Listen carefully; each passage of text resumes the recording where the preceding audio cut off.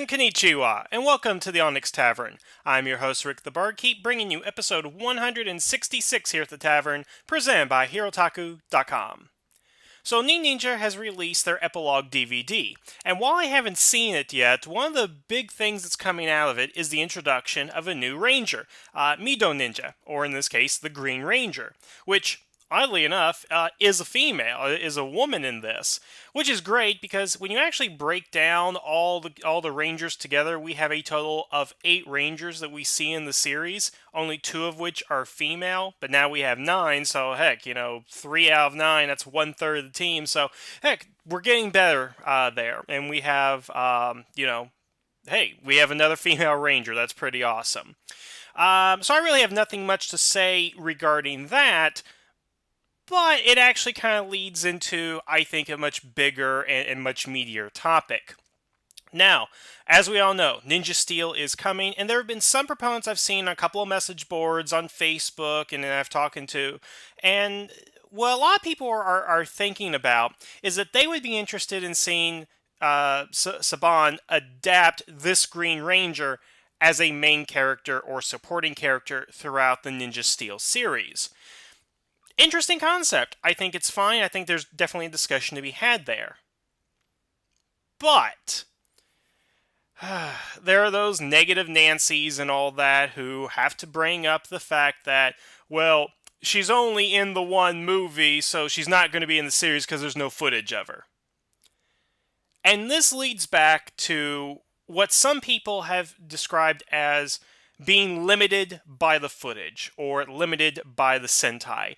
Meaning that you can't do certain things with certain characters, or Zords, or villains, or whatever, because you're limited about the amount of footage that you have of that character available to you from the Sentai.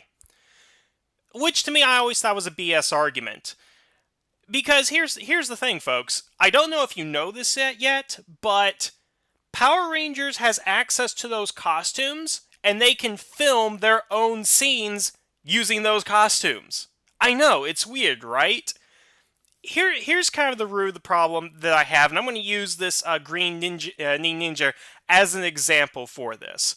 So, if you want to go ahead and speculate that we're going to get a female Green Ranger in the next Power Rangers, I'd say we have a shot at it. Now, why do we have a shot? There is footage, there is a costume made, so it does exist. And I am a proponent of, if it exists, then whatever. Sort of like, my dating advice to anybody out there is like, if she exists, if she's real, then you have a chance of dating her. That's just how I personally feel the matter. And when you have a costume, or a character that's been established in Sentai, that means that Saban has the potential to use her, him, it, whatever. As long as it exists, that means they could potentially use it. But there are people out there saying, well, because there's no footage of it, there's no way we can use it in the series. To which I have to point out, there are a number of times where we've had characters where we did not have enough footage of the character, or in some cases, no footage of the character whatsoever, and we got along just fine. Prime example of this, Titanium Ranger. Again, for those of you who may not be aware, Go-Go 5 does not have the Titanium Ranger. He's completely an American creation. Now, for whatever reason, they decided not to do the Beast Hunter for Power Rangers and decided to come up with their own Power Ranger costume, which is great. That's fine. That's a good example of not being limited by the footage. You have no footage of this character, so what are you going to do? You're going to make your own footage. You're going to create your own story. You're going to make something unique to Power Rangers. Let's take a look at the Spirit Rangers. They have no Sentai equivalent whatsoever. And what do? They made 3 costumes, they put it into the show, and they made an interesting story arc out of it. And the A Squad, same thing, which is almost the backbone to SPD because them being captured and lost sets up all of B Squad and everything that follows from there. Now, these are examples of American-only creations, and I get that, and I'll go into a couple of others here in a second, but they're not being limited by anything.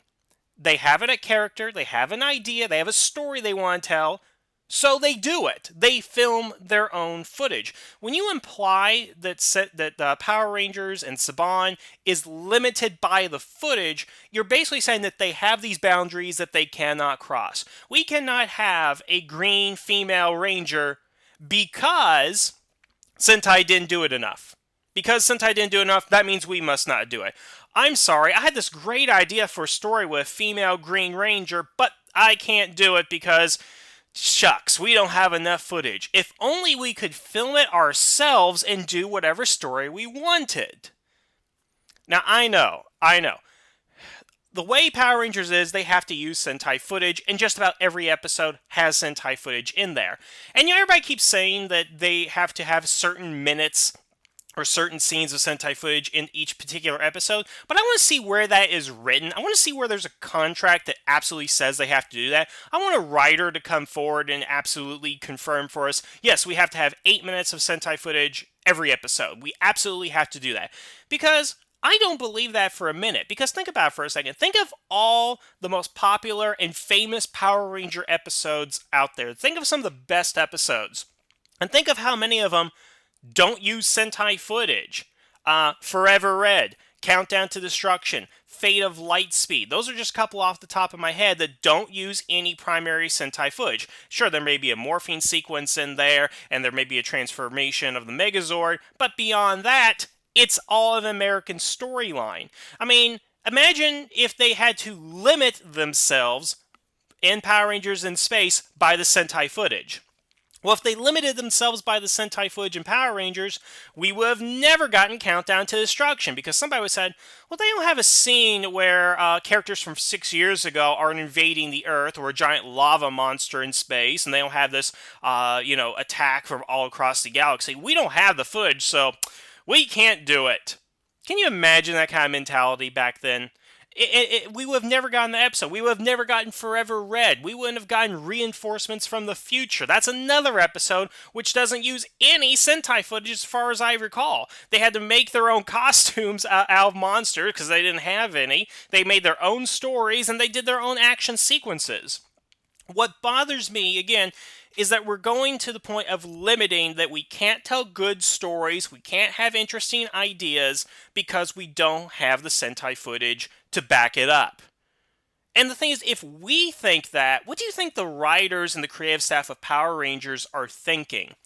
If we assume for the moment that they are definitely not limited, that they have to, because here's the thing, I'm sure the contract states they have to use elements from Sentai, but I don't think there's a hard and fast rule saying you have to go ahead and have so many minutes per episode, because again, if that is the case, then we would have never gotten Forever Red, Countdown to Destruction, so forth. Just how, hey, Shell Shocked. Bad episode, but again, no Sentai footage whatsoever, yet that's one of the more remembered episodes, even though it had the Ninja Turtles, which is probably why it's remembered. But you guys are getting my point, right? I'd like to think my point's getting through to you guys here. Okay, I kind of went off track there for a second. Let me kind of back up a little bit here. Take the VRV Master for a second.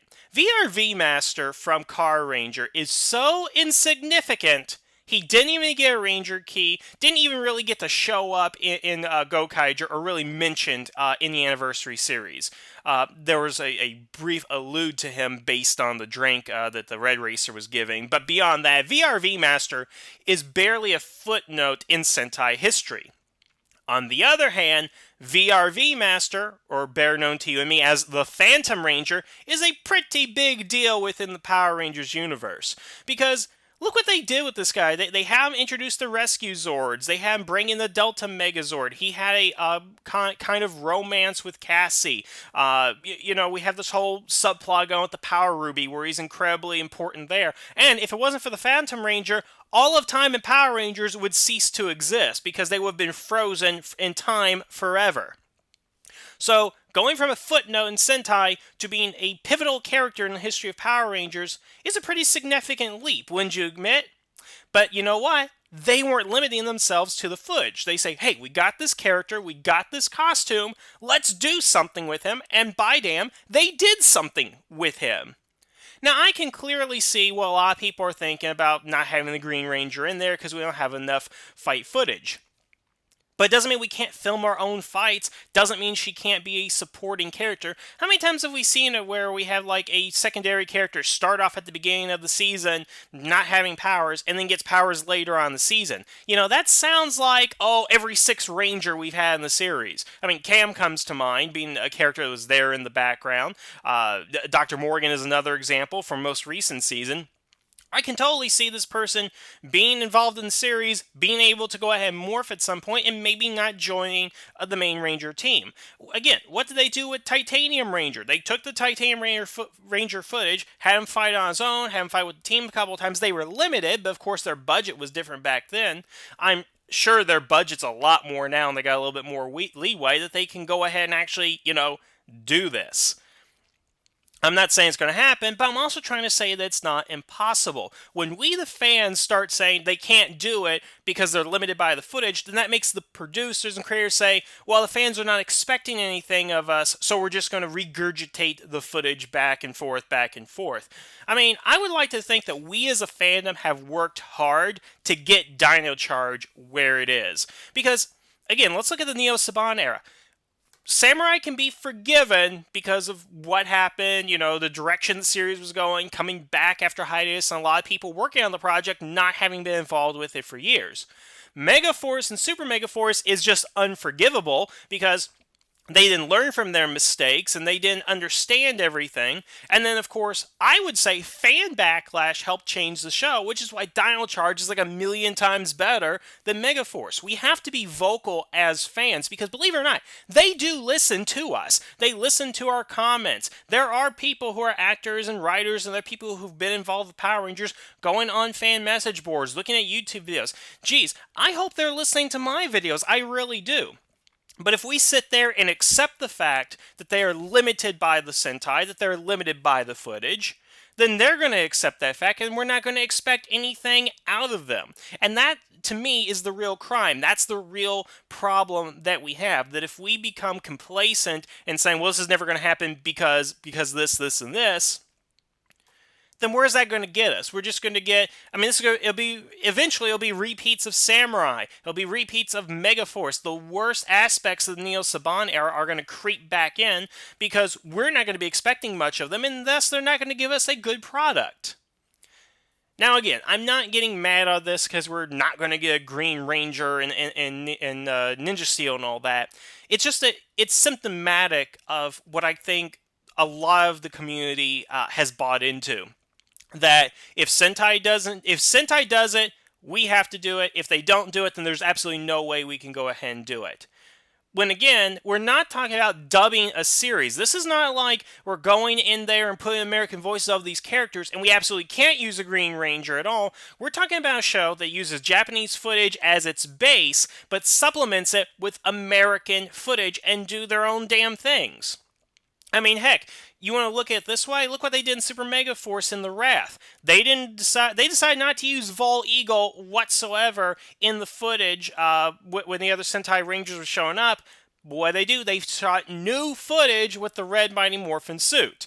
I'm totally in agreement with what Linkar thought about this, saying how horrible it was. But it does point out that they can actually do it, that they're not limited by the footage. Because if they were limited in that particular instance, then they would have had Sun Vulcan in there, and holy hell, what would have happened then? Well, then again, it'd probably be about the same reaction. Now, of course, I know Super Megaforce is not the best example because they just didn't care, but you guys are getting my point here. I don't want the fan community to go out there and be negative Nancys, to be so pessimistic, to be so complacent in their thinking about what can and cannot be done in the series. We have to be vocal about that, folks. We have to challenge the creator and say, we want something that is good. Now, again, hypothetically, in this scenario, would a Green Ranger make the show better?